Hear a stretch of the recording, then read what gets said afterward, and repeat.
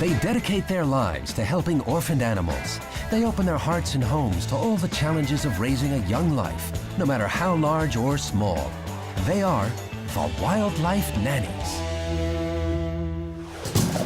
Today on Wildlife Nannies, baby orca Skyla has practiced the centerbelly with her trainers Claudia and Mark for months.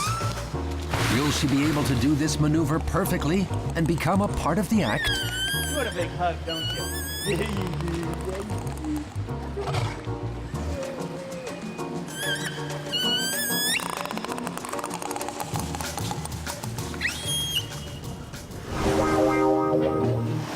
And flying foxes. A new admittance at the bat hospital. 1 week-old baby Xanadu ends up in the loving care of veterinarian Jeanny MacLean. Will Jeanny be able to nurse her new patient back to health?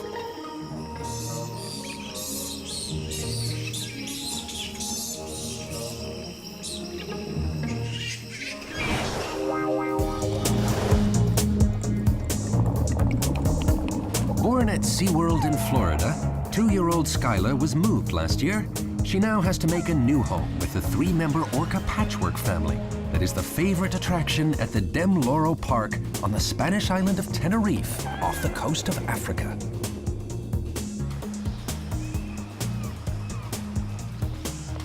Chief trainer Mark Galán came especially from SeaWorld to work and train with the orcas. The morning greeting ritual is a very important motivational tool. Hey guys, how you doing? Yeah, look at ya. Oh, what are you doing? Keto, Kohana, Skyla. What's going on? Let me see that tongue. Let me see that tongue. Yeah, look at you guys. You look great. You look great. Yeah, you do. The orcas perform their show 4 times daily. All right. Right now, Skyla, she's still a baby. She just wants to have fun. But she started to explore herself as far as starting to grow up.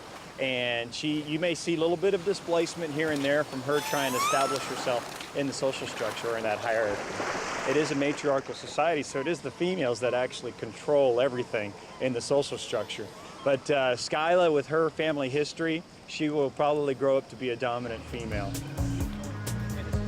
For 3 months, biologist Claudia Vollhardt has been putting Skyla through her paces under the watchful eye of head trainer Mark. Claudia's doing great. She's a bright girl, and she's obviously established a good relationship with Skyla. We just have to make sure that she understands the parameters that we've established to work with these animals. Even though we're having a lot of fun, you still have to be very, very careful when interacting with the killer whale. Regardless of the size, even though she's a baby, she's still 1,600 pounds, which if you don't know how to control a 1,600-pound baby, it can actually, if she accidentally hits Claudia, it can be damaging to Claudia, even if it's in play.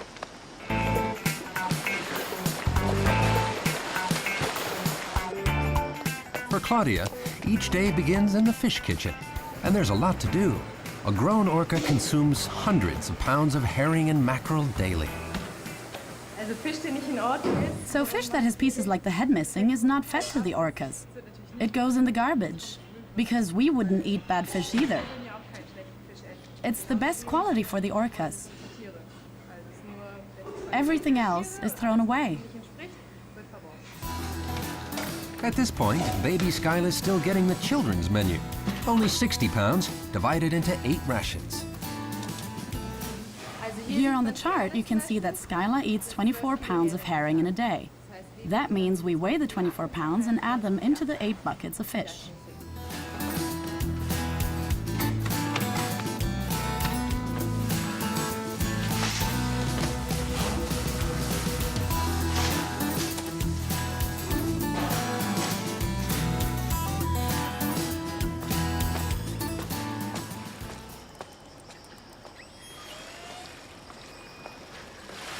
Besides fish, Skyla and the other 3 orcas also receive important nutritional supplements. She's really hungry. The mouth is open and she just wants to eat. She gets her vitamins with the first ration. Down the hatch they go.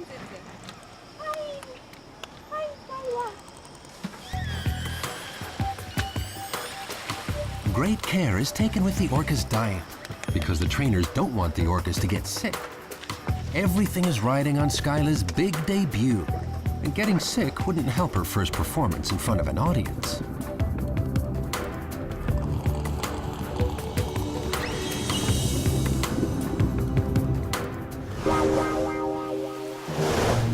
They're often linked to horror movies and vampires, and are often looked at with disgust or trepidation. Bats. One especially rare variety is the flying fox, just one of the many different kinds of bat that make their home near cairns in northern Australia. Very young or hurt bats are often found and then sent to the emergency ward of the local bat hospital. But these creatures of the night are definitely not creepy bloodsuckers to animal keeper Sandra Kühne. Well, normally a lot of people think that they drink blood, but that's totally not true. They eat only fruit. They chew on leaves and fruits until all of the juices have been removed, and then spit the rest out. You can see that everything on the floor here is chewed through. All the juice has been removed by the bats. Because of their fox-like heads, this variety of fruit bat is often called flying fox. They're vegetarians, and unlike other smaller bats, fruit bats don't orient themselves by sound waves. Instead, they use eyesight and smell. At the Tolga Bat Hospital, Sandra is learning everything about these creatures of the night from veterinarian Jeanny MacLean. This is a hospital for bats, and we work with maybe up to 600 bats a year, mostly flying foxes, but also the small insect-eating bats. A lot of the bats have been caught on barbed wire fences. A lot of them have tick paralysis, and a lot are orphans, so they're babies that have lost their mothers.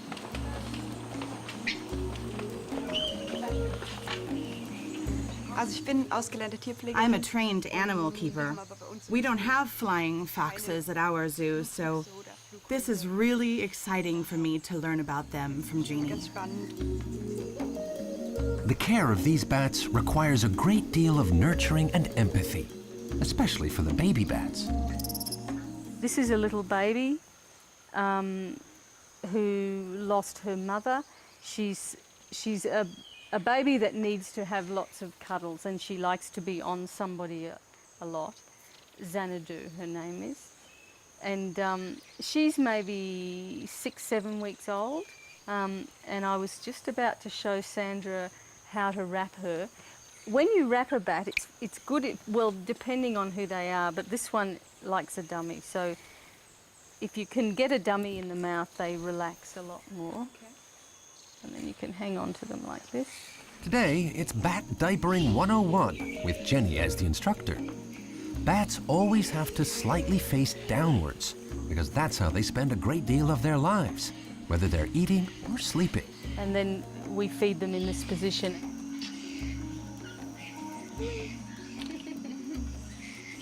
Well, it's like holding a real baby in your arms. Now you're happy, right? The new patient now needs a rest, as soon he'll have to face his first introduction to other bats.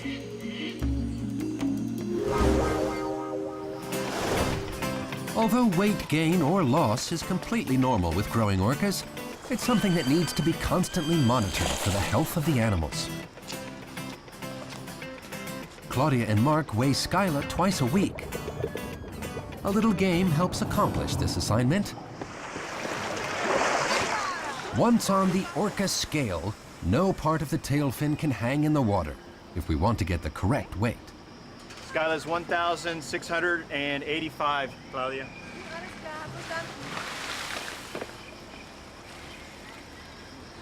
When they're born anywhere from 6 to 8 feet long and weigh about 350 pounds. When they're nursing, they get a lot of that real rich milk fat because it's about 33% milk fat. And so they exponentially just put on weight rapidly and they grow fast. In that first year of life, she was already reaching 1,000 pounds. Currently right now, what she's weighing is 1,675 pounds. And on the average, what we look for is about 32 pounds a month on the average is what we want them to gain. Playfulness shows that an orca is healthy. So, in order to avoid whale boredom, the trainers have invented a variety of games. Is it this one? You don't want this one, huh? Hang on. I got it. 2 big ones. I know what it is. You want a big hug, don't you? Yeah, you do. Yeah, you do. The animals can discriminate between trainers. It all depends on the relationship that trainer and whale have. If you're a pretty boring person, that animal may not be too responsive to you. If you're not a very confident person, that animal may not be very responsive to you. So you have to spend a lot of time building a relationship with that animal where they trust and respect you, as well as you're able to find out what the animal likes and what they don't like.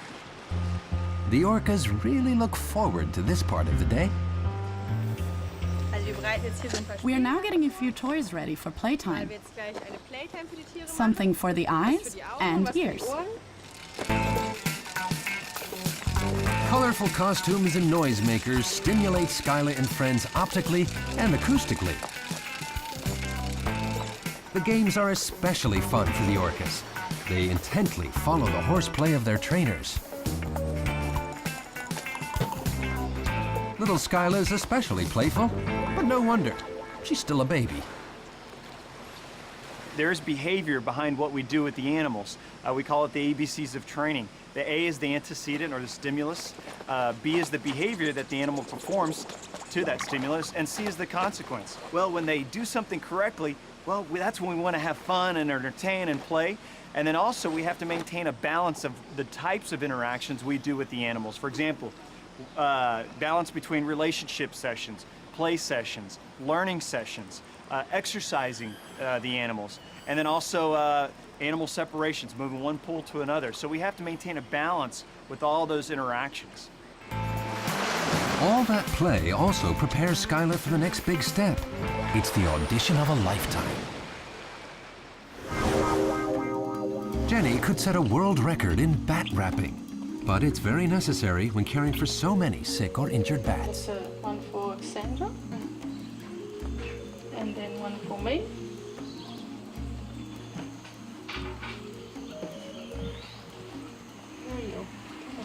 We wrap them in the nappy because it's much easier for them to relax and be fed.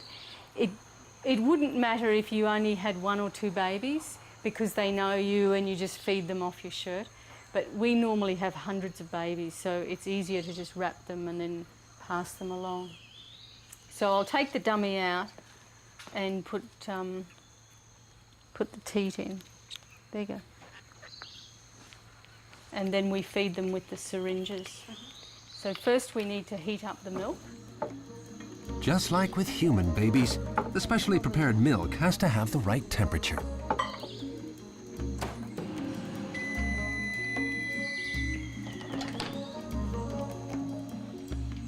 Not enough. Oh yeah, it is. It's good. Yep. All right. There you go. How much did sushi become? Look, I usually draw up 4 mils and then go back for another lot, and probably 8 or 9. No, sie hat nicht so viel. She probably has had enough. There is still some milk in the teat, but she's stopped drinking.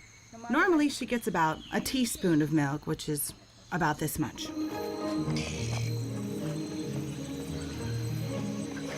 Older bat patients have to wait for mealtime in the outdoor enclosure.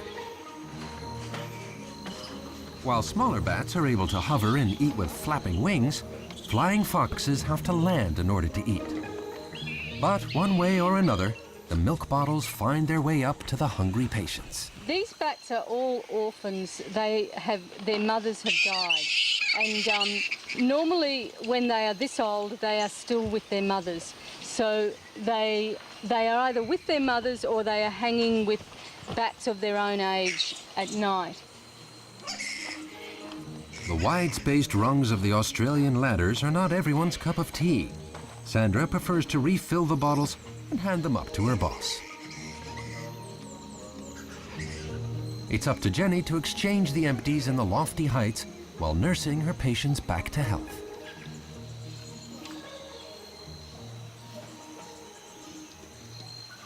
The trick is to put the right number of bottles up, so there's maybe 4 bats to every bottle. But when somebody's had enough, they'll move away and someone else will come and get some. Very, very social. Jeanny and Sandra better be ready for emergencies, because 2 new cases are heading their way.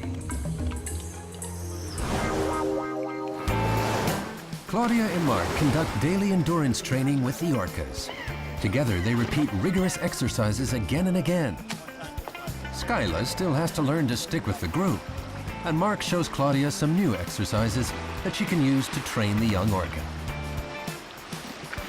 You're gonna grab Skyla right over there, and then you're just gonna do a quick point where it hits the target point, her touching the target, and then eventually we're gonna send her on a run. Well, if you wanna train them to jump straight up into the air and land on their belly, what we call a center belly breach, as the animal travels towards the ball, you wanna just lift it up and just, as they're reaching for it, just kind of guide them and keep their head up as they land on the surface of the water. Claudia and Mark are trying to teach her the center belly, a very popular trick with the audiences. But that sounds easier than it is. At first, Skyla has to learn to leap out of the water with the help of a few tools, like the pointer.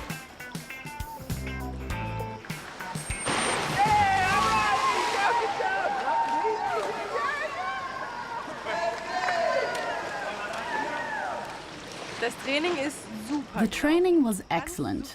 She did the center belly really well. But she still has to come out of the water all the way. The big question is whether or not Skyla will perform the belly flop not only in training situations, but as part of the show. For Skyla, an extra portion of fish is in order. It looks like nothing stands in the way of her first appearance in front of an audience. At the bat hospital, the 2 new cases have 2 more arrived. babies for Craig. Blondie and Sophie and Paulie. All right. Well, let's, we might hang them up in the bathroom first, okay? And Faye then, Patterson nursed 2 flying foxes for several months. And now, it's time to rehabilitate them for life in the wild. Hardly anything, eh? Yeah, we've got some of their fruit. And Yeah, great. Oh, thank you. Okay, well, bring them in. I bought them. Faye's not looking forward to the separation and has brought along her friend Carrie for emotional support. We've had them about 10 weeks. About 10 weeks. Yeah. So we've just had them from when they were very young babies, and one of them had a damaged wing when she came in, and that's all healed now. And so they're ready to learn how to be wild bats again. They're absolutely lovable. They're so affectionate. They're cuddly. They're beautiful. Look, of a night they cuddle up in your arms, and probably we shouldn't have. But yeah, they're used to getting their emotional satisfaction from humans at this stage, and now we want them to get it from being with a whole lot of friends.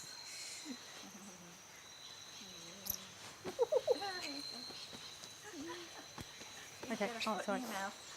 Well, let's try them in the bathroom first. We'll just hang them up. I'm not sure what other bats are in there at the moment, but come through this way. And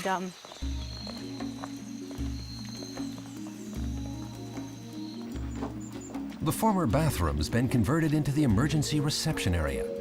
This is where the 2 bats will now make their home for a while. But separation from their foster mother isn't an easy task. Thank goodness Carrie's there to help make the separation a little smoother. Although both babies don't want to leave the arms of adoptive mother Faye, there's no other way for them to become healthy and be released into the wild again. I might try this little one. Oh, there's frightened. Look. But once Faye's gone and they haven't got that mother figure, then that makes it, you know, they'll settle in. But they usually take a few days. Even though Faye knows this, it's proving to be a very hard separation for her too. For a foster mother, it's always difficult to think of life without one's babies. The 2 flying foxes now have a long road ahead of them. They'll have to get used to life with their own species, and that will take time, rest, and rehabilitation. Every evening, Jeanny and Sandra take a stroll through the bat hospital to check on new arrivals and the other bats in the cages. Jeanny notices that the two small newcomers have completely different reactions to their new surroundings.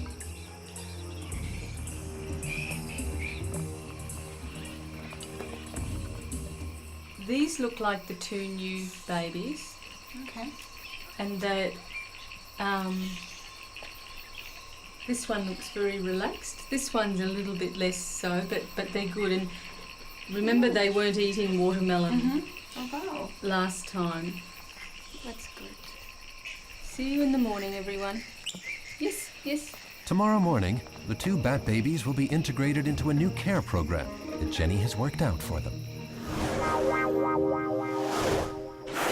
At Loro Parque, it's time for Skyla's big debut. The pressure is now on.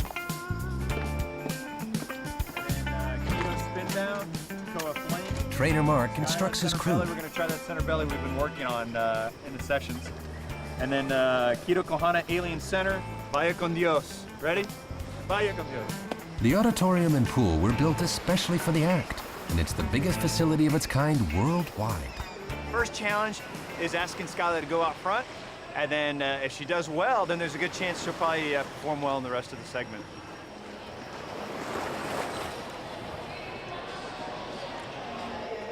And it's showtime.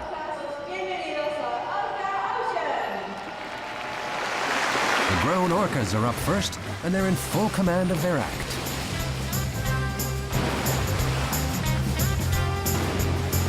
Claudia watches the show with great anticipation. Will her little favorite Skyla manage the center belly with no mishap?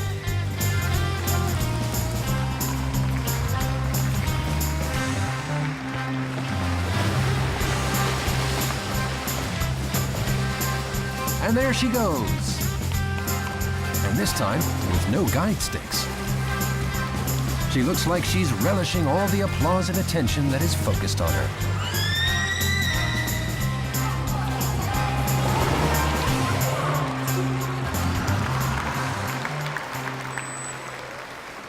Skyla did excellent. As you saw in the show, she did the center belly completely. You know, there's always that transference problem where you're taking it from a training session into a show, because in a show you don't want to have to pull out a big giant target and take that approximation. So you have to make a jump from the training session to the show, and that can be sometimes difficult, but she did a really good job with the transition. Skyla had no problems at all in the spotlight and has been accepted by the Orca family of Loro Parque. Nothing stands in the way of the big career. Skyla is on her way to stardom. In the morning, Sandra and Jeanny check on their two new patients. They seem very sleepy and a bit cranky. But the first night away from the foster mother is always tough. They look pretty good. In order to be released into the wild, it's vital that they become used to socializing with their own kind. But before that, there are a few procedures for them to go through. The bats need to be tagged with medical bands so that Jeanny can easily identify them and know immediately which bat baby she's taking care of. So we'll just check that we've got the right bat. So this is a scanner, and it's telling me there's no microchip in that bat, so that's good. All the flying foxes receive a microchip at the bat hospital so that they can be tracked once released back into the wild. Often they don't even react. If the chip functions properly, a registration number shows up with the scanner. So that's this Paulie. Yes. After all this excitement, a little official christening is in order for Paulie and Sophie. So we'll take them down to the cages with the other bats. And because there are a lot more down there than at the nursery, they're not used to that. They will go in a separate cage so that they will have some time to get used to the others. This way, they won't be as intimidated as they would be with immediate direct contact. Who are you? Excuse me, but But I think you're on the wrong side. That's a baby that should be over this side.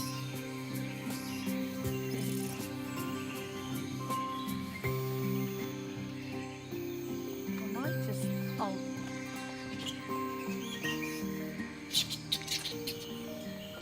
Come here, love. The large flying fox enclosure has specially constructed smaller cages, Where so are the you? new patients have time to familiarize themselves with their new surroundings. Of course, this also gives the other bats a chance to get used to the newcomers. There you go. No, there's your friend. There you go, love. No. Come on, love. No, look. Poor little Paulie doesn't feel safe amongst all these fluttering new faces. She'd much rather stay with Jeanny. Now you'll see the bats will probably all come down and sniff them because they know it's a new bat. The highly developed social behavior of flying foxes makes it easy for the bat community to accept Paulie and Sophie. And that means that they'll soon enjoy the freedom of the northern Australian woods again. Next time on Wildlife Nannies.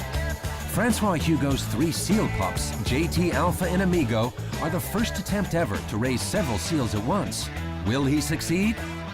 And 5-month-old white tiger baby Peepo is more than a handful for his foster parents and is outgrowing his home fast.